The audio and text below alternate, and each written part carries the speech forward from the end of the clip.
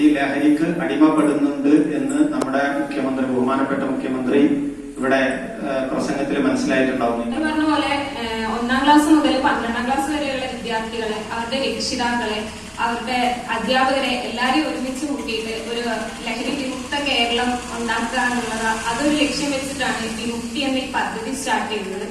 അപ്പൊ അതിനുവേണ്ടി ഇവിടെ ഇപ്പൊ എനിക്കറിയാം, ഈ സദസ്സിൽ ഇത്രയും ആളുകൾ കുറഞ്ഞതൊരു സംസാര വിഷയമായി.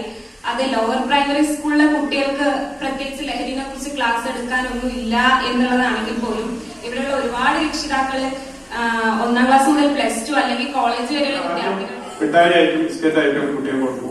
എന്നിട്ട് അതിന്റെ അഡിഷൻ ആകുന്ന വരെ അവരെ അത് ഫ്രീ ആയിട്ട് കൊടുത്ത് ഇതിലേക്ക് കൊണ്ടുവരാൻ ശ്രമിക്കും. നമ്മുടെ സ്വാഗതം പ്രസംഗത്തിലെ ടീച്ചർ പറഞ്ഞ പോലെ വേണ്ടത്ര ഗൗരവത്തിൽ ആളുകൾ കണ്ടിട്ടില്ല എന്നല്ല എനിക്ക് തോന്നുന്നത്.